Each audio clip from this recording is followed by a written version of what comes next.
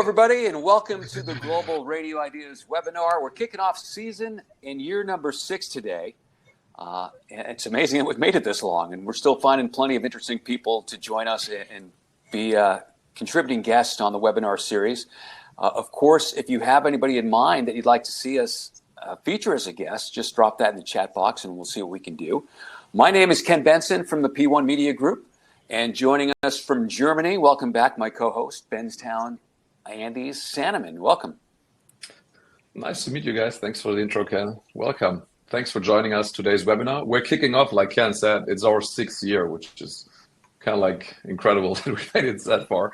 So title today is What Radio Can Learn from Andy's #1 music format. I mean, America's #1 music format. That's country, my favorite music format. And like the chat box is activated like always. Let us know where you're watching. And if you have a question, type it in.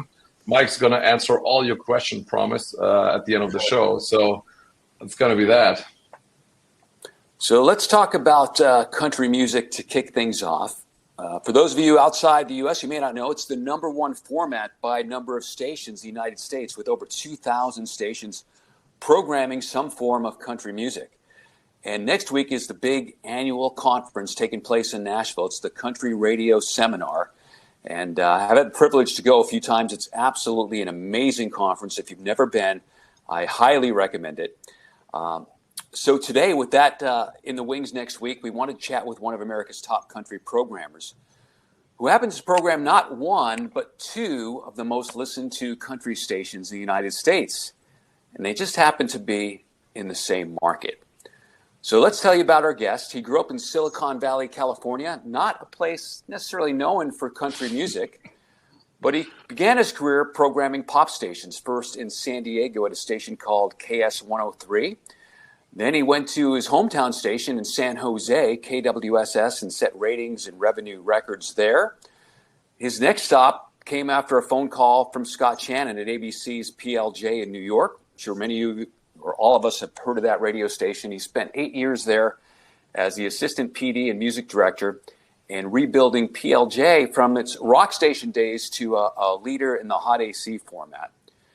Then he went west to Seattle, launched and built CHR KISS for an Infinity CBS. Then they transferred him down to San Francisco, overseeing 4 stations, including Classic Hits KFRC. And he also pioneered the move-in format. Then back to Seattle, like the old-time radio guys, always moving. He had his first taste of country a second time in Seattle, building the Wolf into a top-performing radio station. From there, it was off to iHeartRadio in Baltimore as Senior VP of Programming, and he brought back the legendary country station WPOC.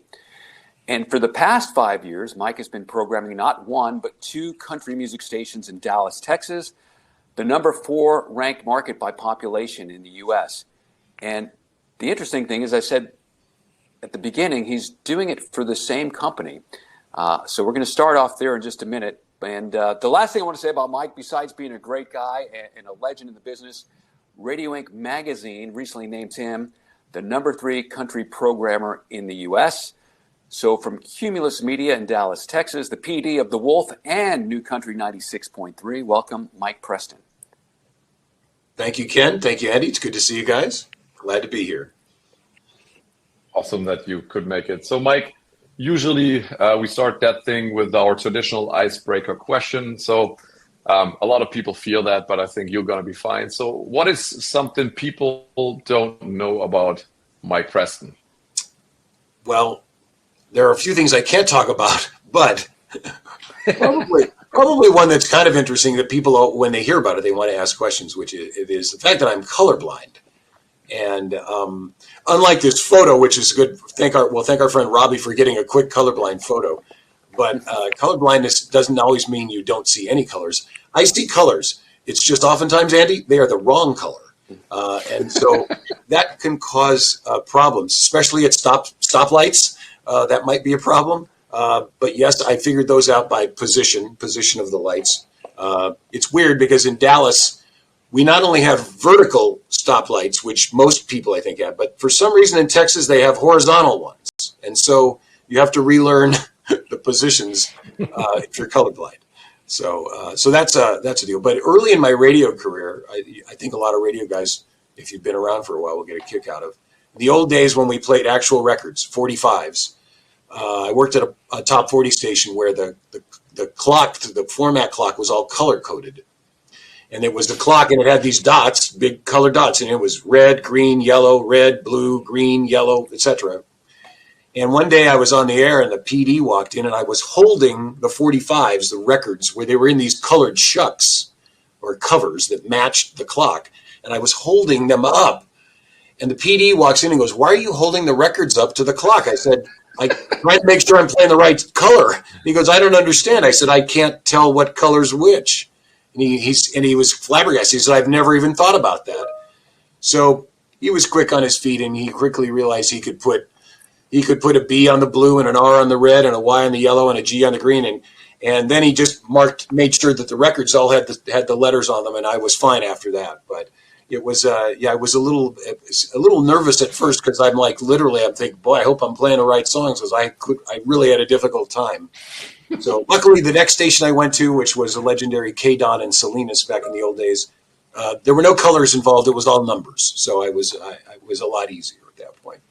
Well, Mike, I've heard about guys that played 45s on the radio, and now it's nice to meet one. To meet one, yes. Exactly.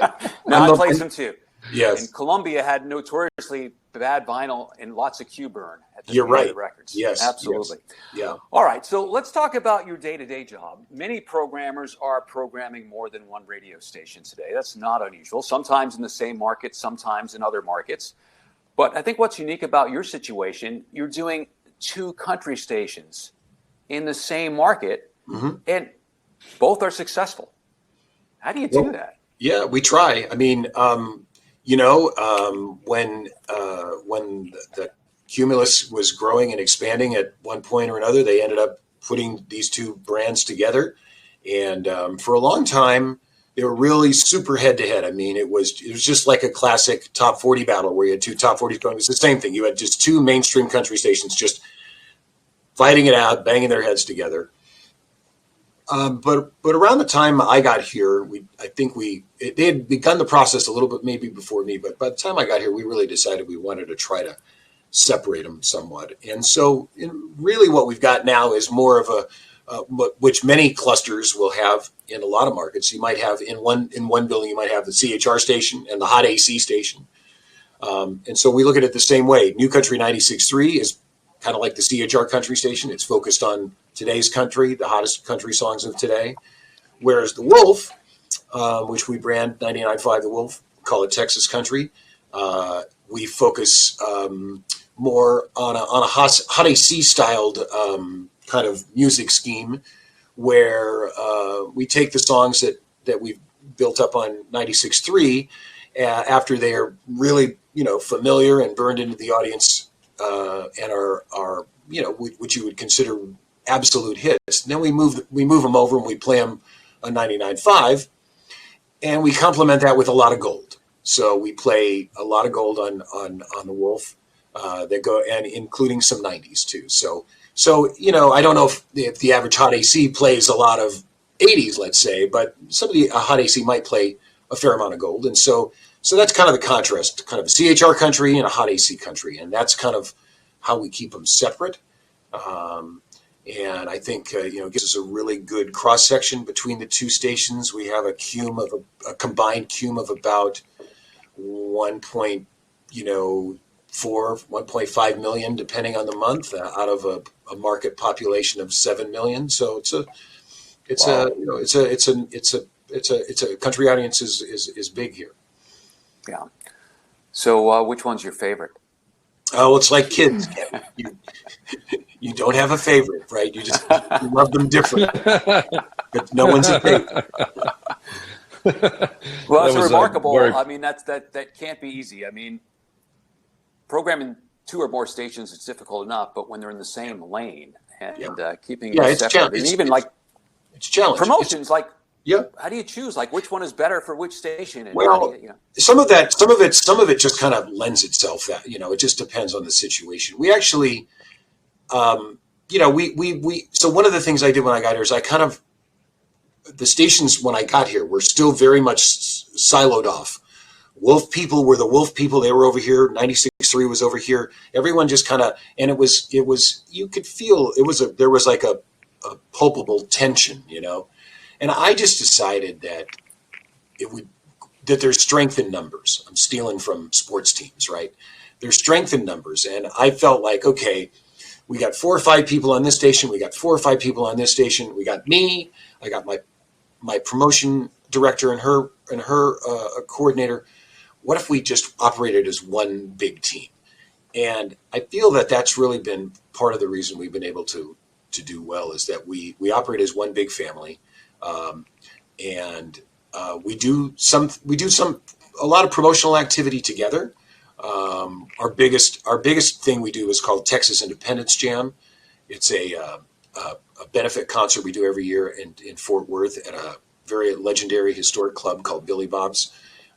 And we do it in a guitar pull style. For those of you who don't know what that is, it's something that you find in the country world, and it's basically we have 3 or 4 artists on stage at one time, and they just rotate and they tell stories about the songs. So play acoustically usually, and they just sit there and sometimes they'll join in with each other. It turns into some real magic. But anyway, that's our big event. But both stations promoted together, you know, and we'll end up with 5,000 people there. We'll raise $250,000 for our hospital partner, and you know, so it's the synergy works together. You know, another great thing we do together, which again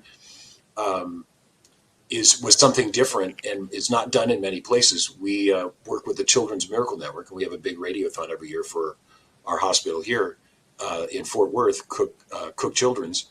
And originally we were just doing it on KSCS 96.3. And I was in my first meeting very early on in 2020 when I got here with the people from the hospital, and I said, I have a crazy idea, you know, what if we did the radiothon on both stations? And my contact from the hospital, she literally cheered up because she couldn't believe, because I think she realized we would literally double the size of the audience or more, and by doing all that. And long story short, you know, we went from,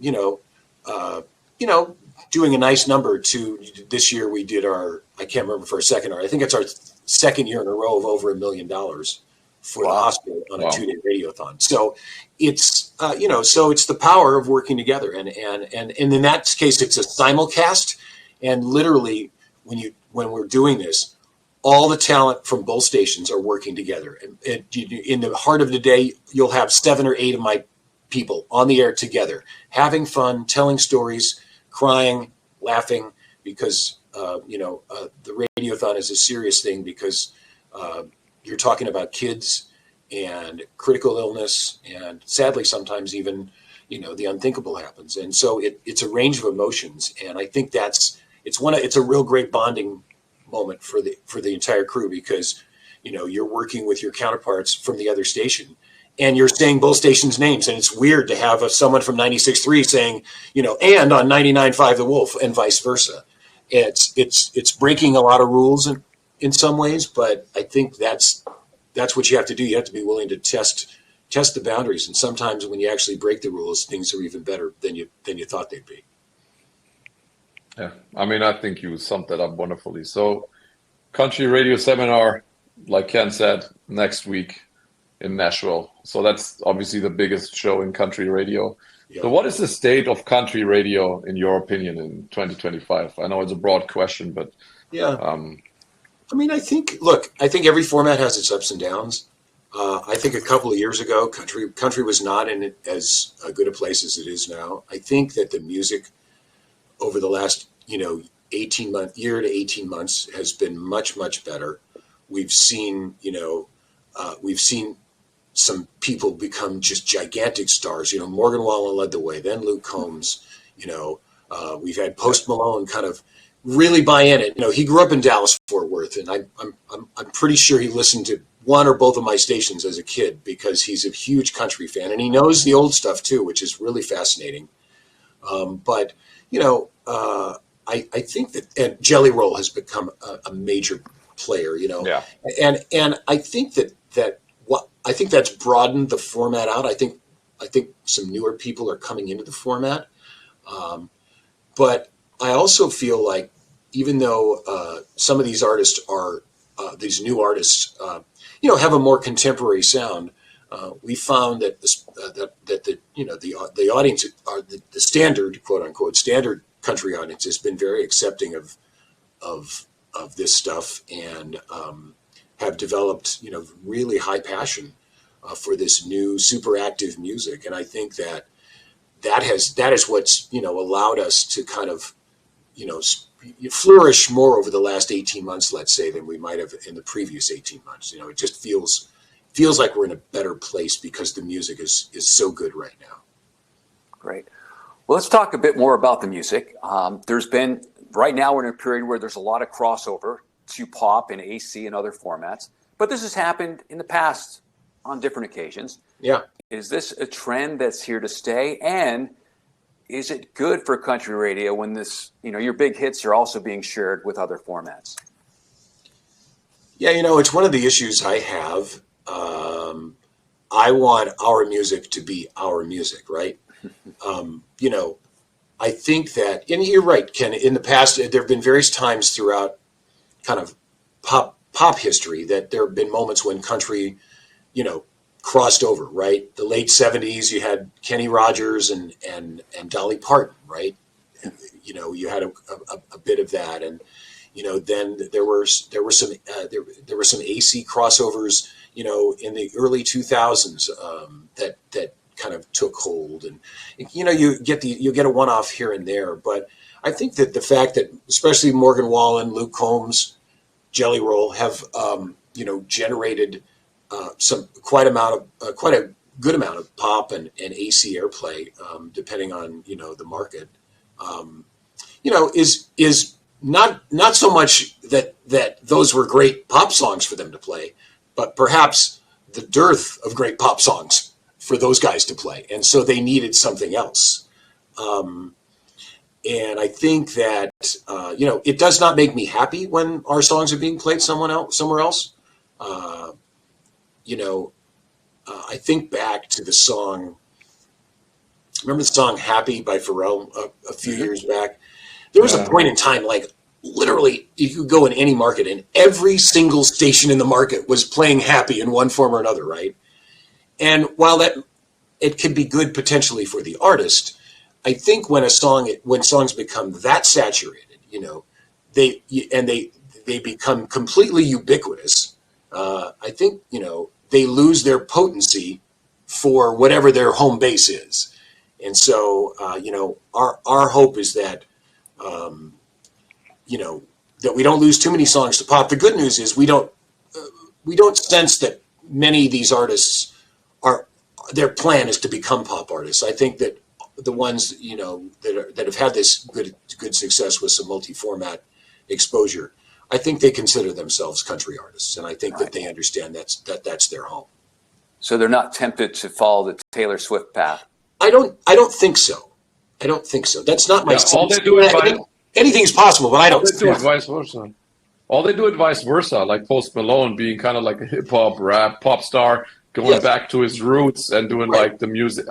I think the validation of country music has been like so much stronger within the artistic community than before, right? Because if you think 90s or like the golf groups was like country, that was country. And now like country like had all this great musicians and like this massive potential like of like really talented musicians. So a lot of the artists, I guess, like Post Malone or like, I mean, Luke Combs or Chris Stapleton, I mean, is he a country artist or is he like a blues singer? I mean, you see that crossover, that mingling, that real music type of flavor, like coming together and like getting the respect of so many other artists. So other artists come in and try their thing there because I think that's like their path, like going back to their roots and like what they love to do, I think you're right, Andy. I think one of the things is that I think just by definition, right, pop star, right, has a shelf life, right? There's a certain look, there's a certain appeal, there's a certain demographic. Exactly. And I think that someone like Post Malone, by embracing his love of country, potentially has extended his, if he wants to, not that we needed to throw any benefits for Post Malone prior to this, but I think he's opened the door to being able to go on as long as he wants. Yeah. And that's he's the also thing about considered an artist now. right. Yeah, And I he's think an that's the artist. thing. He's considered an artist. Yeah, I think country is a place where you can go on and have a long, illustrious career. And I think that pop, by definition, that's harder to do because pop is completely of a moment, right?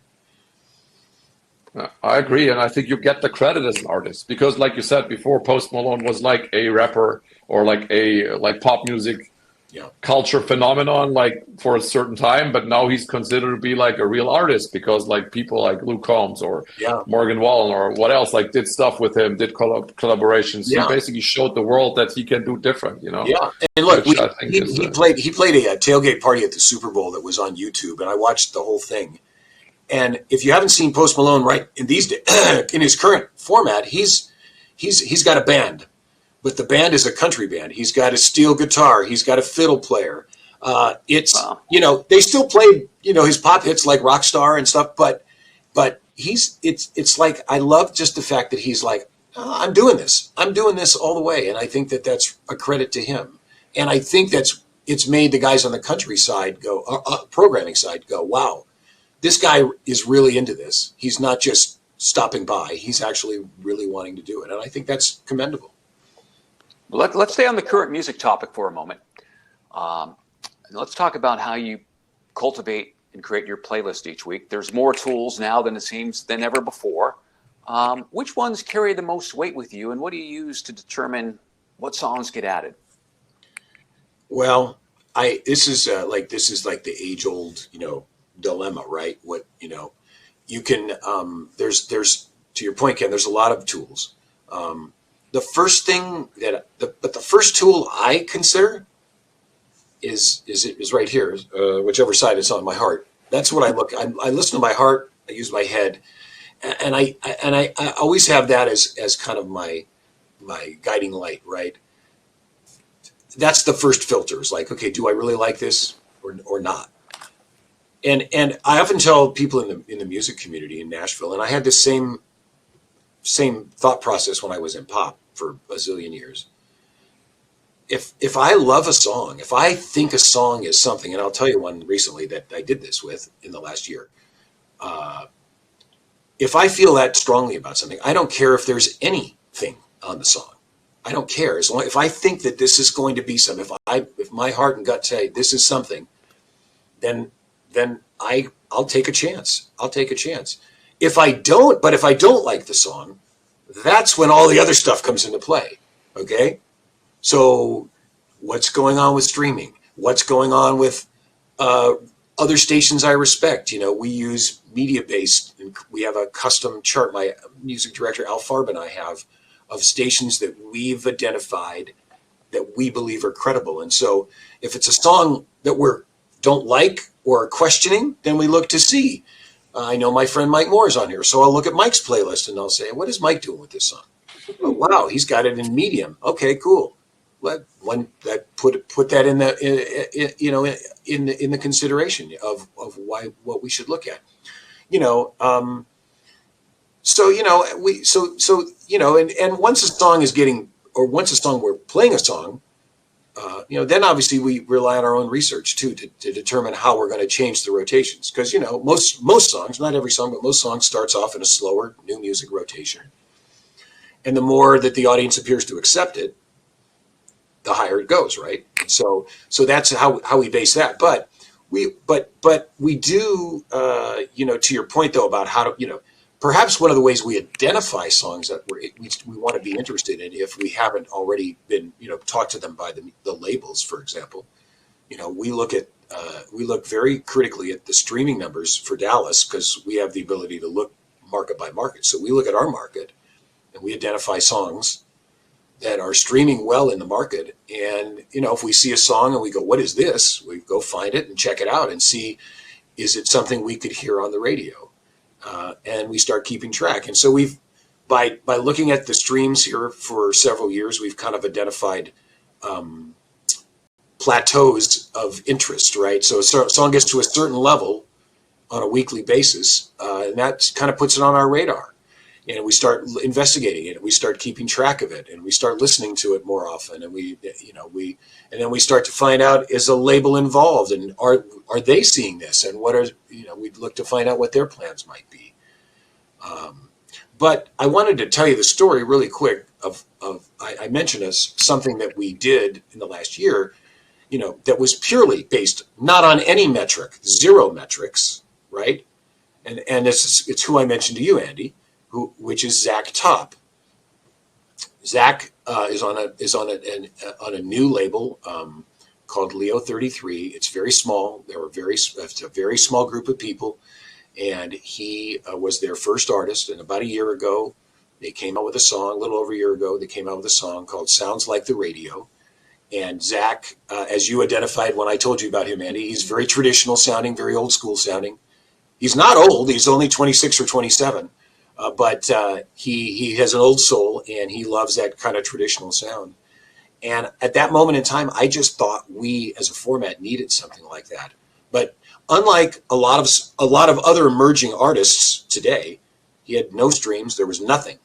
There was not one metric you could go look at and say, "Oh my gosh, this we should find out." It was just based on listening to the song, listening to him, and saying, "Wow, I think there's something for this."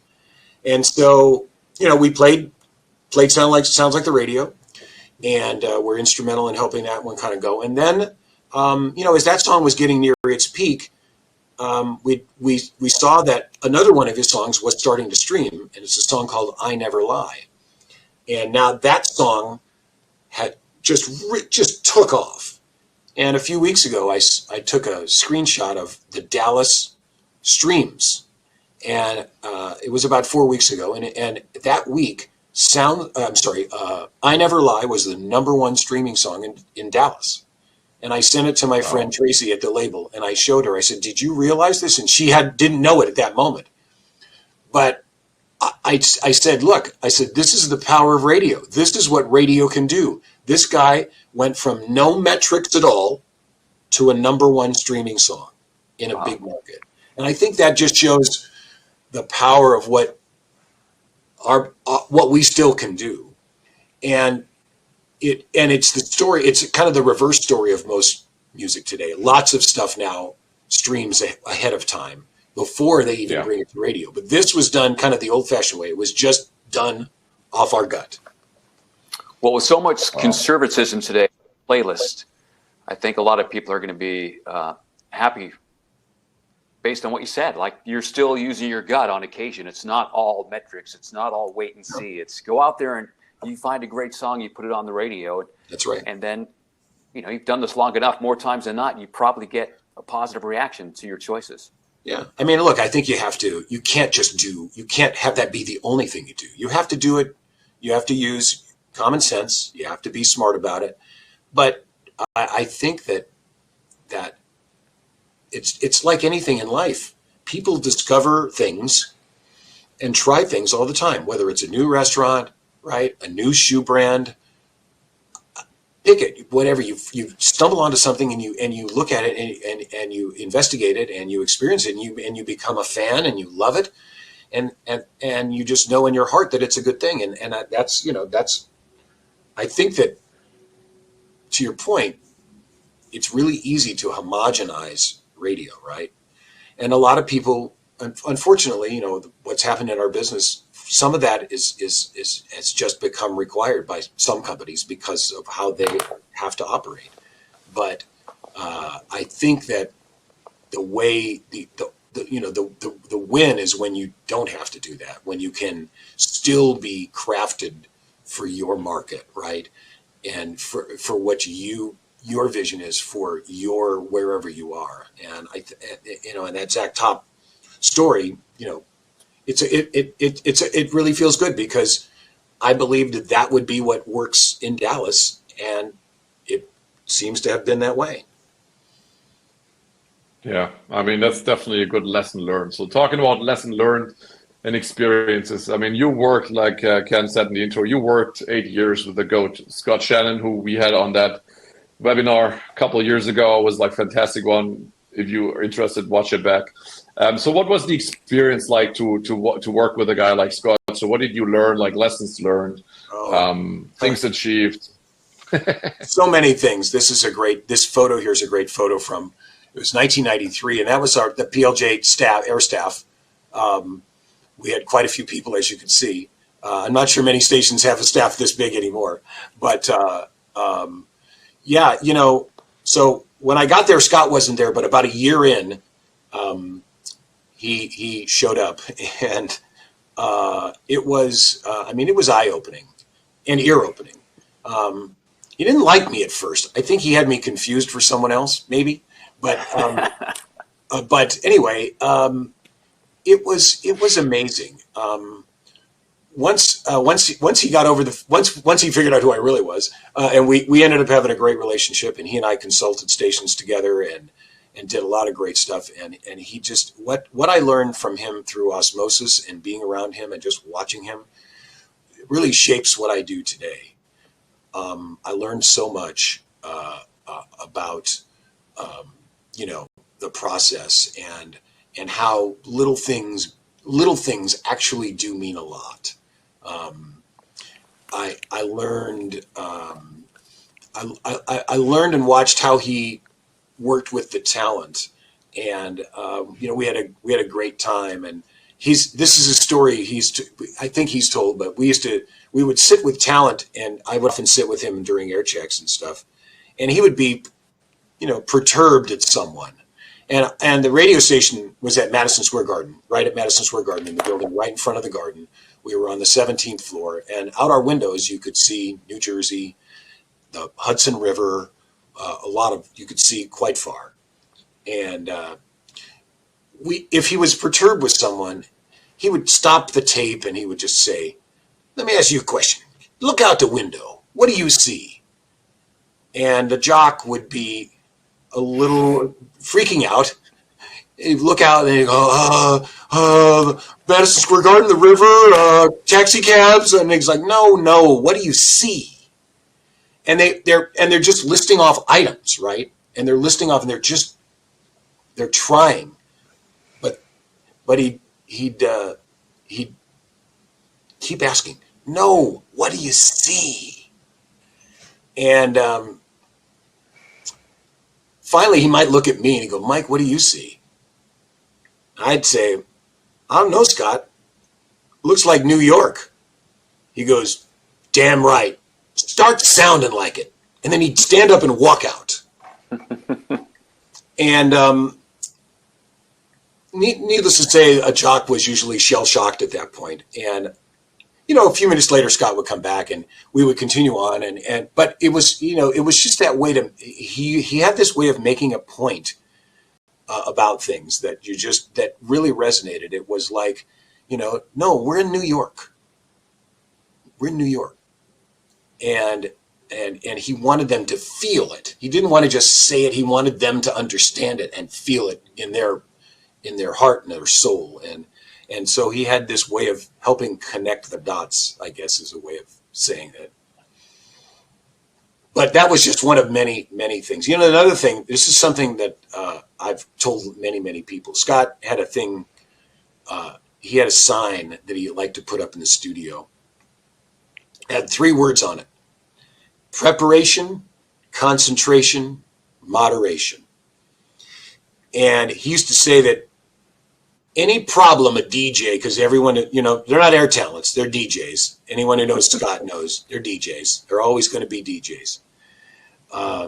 But he said that any problem a DJ would have could be associated to the failure of applying preparation, concentration, or moderation. And it really is true.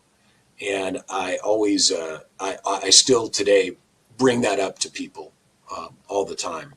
That here's if you're having a problem, if you're messed up, we can point to one of those things as primary reason why, because you're not following along with being prepared, concentrating, and doing everything in moderation.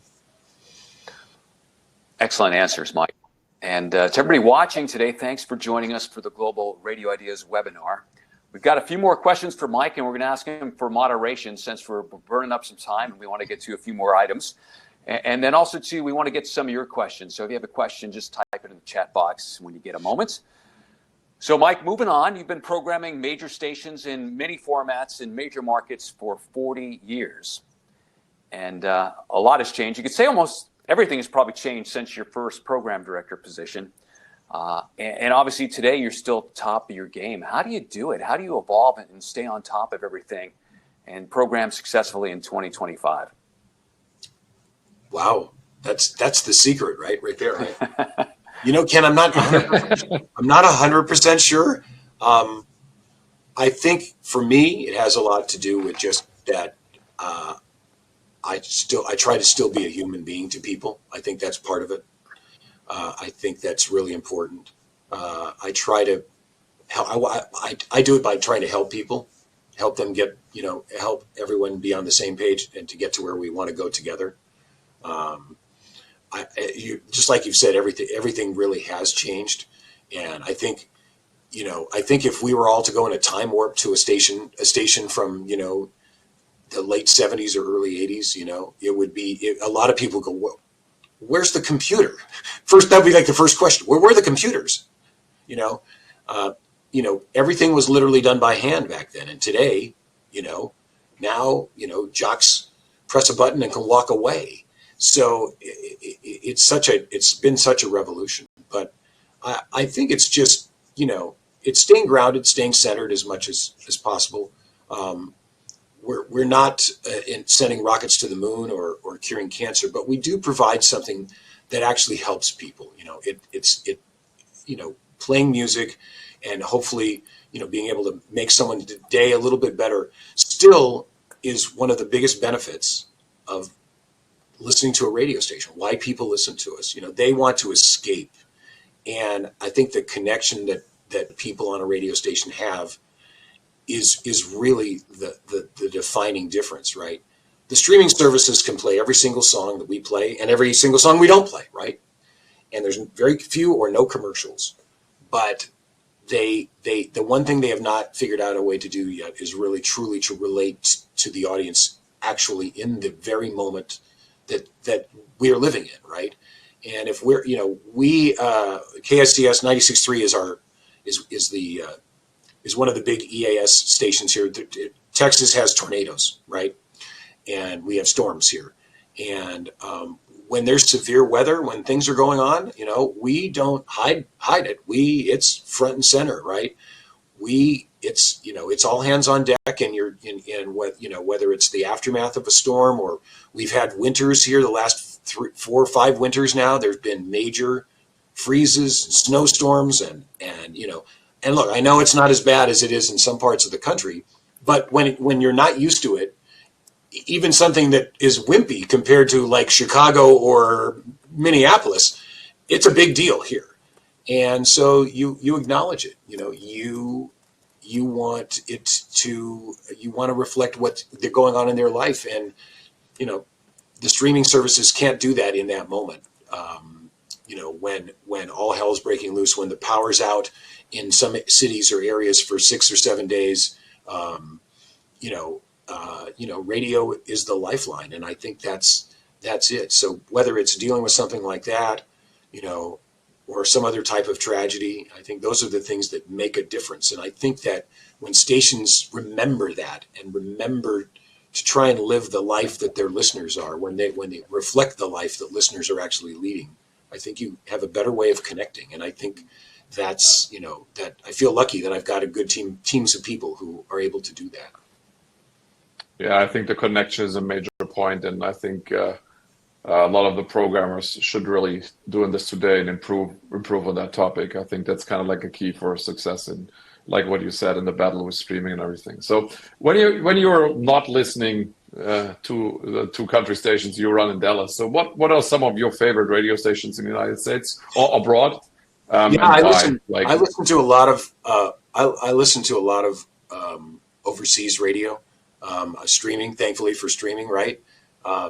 So I like to get away from the music sometimes because you're immersed in it. So I get away from music. So one of my favorite stations you guys, very few people will know the station, but there's a station called LBC. It's a talk station in the UK, which I really enjoy. Another UK station I really like. It's I think it's owned by Bauer. It's called Magic.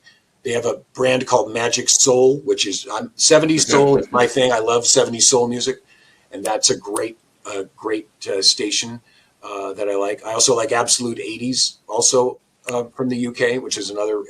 Both Absolute 80s and Absolute 70s. Those are great stations that again mostly music, but still just really good getaway. I always find it interesting to hear, especially on a UK station. I'll hear songs that, of course, were not hits in America, and so that's really cool. It might be an artist that I know, but a song I've never heard. So that's cool. And I do indulge in satellite radio here. I won't lie. I love. I do check out POTUS on Sirius XM, and I like 70s on 7 of the music anyway. Although I was disappointed what they did with the station. Editorial comment here, when they took away it from sounding more like a real radio station and took away all kind of the jingles and the trappings of it, kind of made me sad about that. But the music is still pretty good. Yeah, and that's some great jocks we all know on that radio station back in the day too, exactly. Which is unfortunate. Exactly. Let's talk quickly about downsizing. It's something that continues to happen in our industry. It doesn't seem to end. It makes everybody's job that's left more and more difficult. And yet we also have still the same goals to hit with fewer and fewer resources. I'm sure you're not immune to that in Dallas, which is a huge market. So what advice can you offer the PDs on this webinar today on how they can succeed and deal with all these day-to-day challenges with so few people? Yeah, it's hard. It's hard. I often tell the story. When I ran KISS in Seattle for CBS, I had 16 people for one station. So it was me and the jocks and my promo team. I had a commercial production director and an imaging production guy. I mean, today, but look, for here in Dallas, I have, with including me and my 2 promotion people, I have 11 people for 2 stations compared to 16 for one back in 19 or 2006. So yeah, big difference, right? So I think that the thing I say is to people is first off, you should do everything you can to make yourself invaluable, right? As a person, as an employee. If you do only the bare minimum, you're going to have a really hard time. My dad always said, don't just do 100%, because 100% is literally just doing the job. If you want to stand out, you need to do 105, 110, 150. And I think that's the thing people forget. Some people won't like hearing it, but that's just the way the world is today. If you're just doing the job, you might have a problem. I remember working for one of the companies. I don't remember which one it was, but there was a time where we graded all the employees A, B, or C. And at the end of that process, they came into us and said, "Why do you have C players? Why would you want a C player?" So what I often say to everyone is just first make yourself invaluable as much as you can. It's a bad idea to say that's not my job when someone asks you to do something. It's not a good idea. It seems like common sense. All the time, though. It seems like all the time, though. Yeah, it seems like common sense, but that's it. The other thing is something like I said before is please try to be human too. Please try to be human. If you're a manager, you're not dealing with widgets. You're dealing with people. And I think if you treat people the way you'd like to be treated, you got a better chance of getting them to do what you want them to do. And to make them, when you make them feel appreciated, I think you have a better chance of accomplishing, your goals. And I think sometimes, people forget that.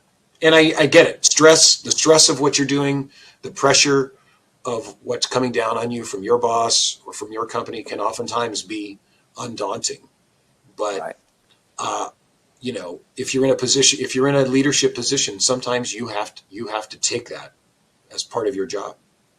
So, Mike, as you talk about Absolutely. stress, when you and I chatted a couple weeks ago about what we might want to talk about today, one thing that was personally important to you was the mental health crisis that you believe is happening in our industry.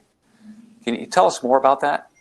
Yeah, Ken, thank you. It occurred to me, and the reason I brought it up is because when you and I were talking, I'd seen a couple of things, and sadly, we know that there have been some colleagues around the country who we've lost recently, and I think some of that is because of their mental health crisis that they individually had, and I saw an article, I think it was in the Wall Street Journal, where it was talking about how um, the effects of downsizing, the effects of layoffs, the effects of corporate restructuring has a far greater impact on the lower and mid-level employees than management ever truly understood or understands. And to your point, there's been so much of that going on recently in the radio. It's the only thing going on, right? It's Right. crazy. It Yeah, and takes so I think that um, I think I think if you have a friend that's been through it, you're aware of it. But I think sometimes if you're not closely aligned with someone who may have gone through this, you may not really understand what they go through. And I went through it myself. In 2020 when I left iHeart. It's something that it's extremely difficult, especially when you did good and you're told it's not that you didn't do good. That literally had nothing to do with it. It's really hard to juxtapose that with then why. Um, and that's one of the hard parts of working for a large company, right? So I just think that I think it's important that everyone remember that the times of change are rougher on people than they may let on. And if you have a friend who's been downsized or changed out for some reason, support them how you can. It doesn't always have to be about telling them how to find a job or asking them if do they want to show your take you want them to take a look at you or have them send you their resume so you can help them or things like that. It should be on a more personal basis. How are you doing? What is going on? How can I help? Just be there to talk to someone, because I think oftentimes that these kinds of changes are impact far more internally than some people ever let on. And I think sadly sometimes we hear about things where someone just couldn't deal with it and you didn't, and no one knew, and that's sad. That is sad. So that leads into the perfect first question from an audience member, Gene Kelly. And this might be tough to answer. I don't know how I'd answer it. But if you've been out of radio for some time, what's the best way to get back in? Well, that's extremely difficult. That's a hard one. It is. Because if you've been out for some time, it all depends on how long. Because there have been changes in the last 3 years, there have been changes in the last 5 years, there have been changes in the last 10 years, and depending where you left on that change curve, you may be really far behind in terms of where things are. So it's a challenge.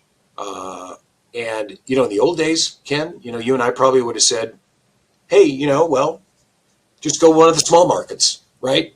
Step down a little bit, find, there's more opportunity for someone to take a chance in a smaller place. But today we know that just unfortunately does not exist nearly as much. There are still plenty of small market operators for sure, but it's not nearly as prevalent. I'll tell you, I have a friend who said that when one of his kids asked about getting into this business, he told them, no, don't do it. yeah. Yeah, I was glad my kids did not want to pursue radio careers because, I just don't know what the next 40 years looks like. I mean, far different than what you and I've Yeah. experienced. Yeah, exactly. Yeah, but Radio you also radio. don't know what the next, guys, you don't know what the next 4 years look like in any industry, but that's a lot of people would need to realize that like soon. So I think there's a great question from Matthias Arvidsson. Can you name a few country artists that you think gonna be the next one to break abroad? I think Matthias thinks like who could break like in Europe, I guess, or like outside of the United States, if I understand the question correctly. I would Yeah, say. he's in Sweden, so. Yeah, that's So interesting. yeah, that might be the That's case. a really interesting question. I mean, you know, and you and I talked about this a little bit, Andy. I mean, you know, as we know, country is not a huge format outside of America and Canada. Yeah. There's little bits and pieces of it. Australia, some, you know, there's a couple of UK stations. So it's really hard to know who could break out. You know, it's hard for me because I just don't know. Like in Sweden, as an example, would someone like Zach Top, would that music be appealing, or would something more like Morgan Wallen be appealing? That's really. I think Morgan Wallen could be a good one. I think Morgan Wallen can be a good one because it's poppy enough and still like off enough from regular pop music here. Of course, I mean I've seen, and it's not breakthrough, but I've seen Brett Paisley played a European tour. Luke Combs played a European tour. I mean it's not as big as in the United States, but they play some major cities, and I think the concerts get sold out pretty quickly because there's just not a lot they do. So people come like if Luke Combs plays in London, so it might be 2 days, but people would come like from I guess all over the place to see him. But I think Morgan Wallen could definitely be someone, in my opinion, that could get airplay across like European radio and hot. Even not in a country format. I think it's a good hot AC artist as well. AC artist, yeah. All right, so let's get to two more questions before we wrap up, Mike. You've been very generous with your time and thoughts, and we certainly appreciate that. This one comes from Ron, and the question is, has music being delivered through streaming platforms and social media blurred those lines of genre definition, or does it make it more important to draw the boundaries? I'll hang up and listen to your answer. Thank you. That's a great one. So my take on this is kind of old school. I think genre bending is somewhat dangerous. I would prefer in our world that country stay country. I think that I believe if someone punches the button and hits your station, that if it doesn't sound like a country song, you could have a problem. And the expectation when you turn on a light switch is that the light comes on, not the water faucet, right? And it's the same thing. If you punch into your country station and you hear a pop song, I think that the average reaction is like, what's going on? I'm in the wrong place. Now, there are people who will say, whoa, but if they just listen, they might actually like it. Well, but I don't think that's human nature. I think that if you punch into country, expecting country, and you hear pop, you're either thinking I'm on the wrong station or something's wrong with my station. So, I think that the boundaries have shifted somewhat. And again, we use Post Malone as an example. But I think there's room for some. But I don't think we could have a playlist full of Post Malone wannabe types and think that would be for a country anyway, that would necessarily be successful. So let's wrap up with this. A question. One thing, Ken, I have like a question, which might be something like I personally be really interested in. So do you think like serious, like Yellowstone, like this cowboy life, this kind of like, do you think that has an impact on like how country and the culture is perceived, like also like overseas and like outside the country? Because I'll see this massive thing like transferring to like mainstream pop culture, and I think it might be also to do something like with Yellowstone and with like TV series being that successful. Yeah, look, it's a really good question. I think Yellowstone and all of the Taylor Sheridan associated shows Because there's another one every week practically. And by the way, my wife and I watch those religiously because it's great TV. I definitely think it has put the kind of the Western lifestyle in view. I don't think the Western lifestyle and country, they're not mutually exclusive, right? There are some parts, there are overlaps of some of that to get together, and I think that the shows he creates have done an amazing job of capturing a very specific vibe that works well. I think some of the music, that they choose for his shows fits the shows very well.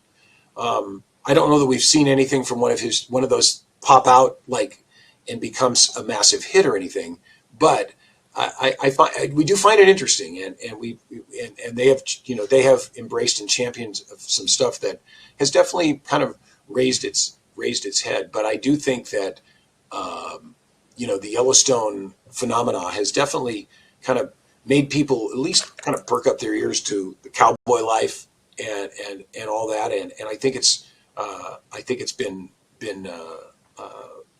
fun to watch, and at some point some of that stuff may transcend to the radio. I don't know yet.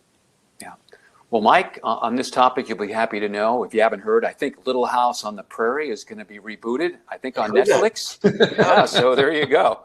All right, so final question here comes from Jeff Connell. I've heard all good ideas come over lunch at a solid neighborhood Mexican restaurant.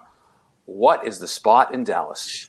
So Jeff Cannell worked for me in Seattle for many years. He's a good friend, and I'm very proud of his accomplishments.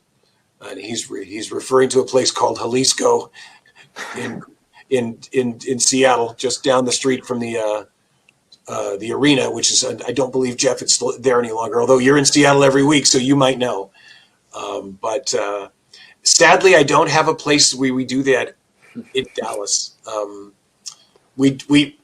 My APD Al is a foodie, and he loves, so when people come in and we go for a meal, we go to a list of many places. So, but I have fond memories of our times going to Jalisco. Well, Mike, thank you so much for being here today and sharing so much. It was a great hour, and we appreciate it. Thank you, guys. It was a lot of fun. It was painless. And there's Mike's email if you'd like to contact him. Also want to thank Rob. No. I don't know where that came from. Oh, hold on, Ken. That's not my email. I don't know where that came from. Well, I don't know where it came from either. Robbie, just thank the producer. So what is your email? You can, if anyone wanted to email me, you could do pljpreston@gmail.com. I still, from my days at WPLJ, so pljpreston@gmail.com. Gotcha. So a video of today's session will be available tomorrow on all our social and websites. Of course, you can watch the entire series on demand anytime. You go to the P1 Media Group website for that. There's also a YouTube channel, so feel free to watch it, share it. Yes. And thank you. And of course, if you have suggestions for future guests, let us know anytime. We'll have information about our next webinar very soon. Absolutely. Thanks, Mike, for doing this. Really appreciate it. Thanks, guys. Anytime. Have a great rest of the day. Thanks. Take it easy, guys. Bye-bye. See you, Andy.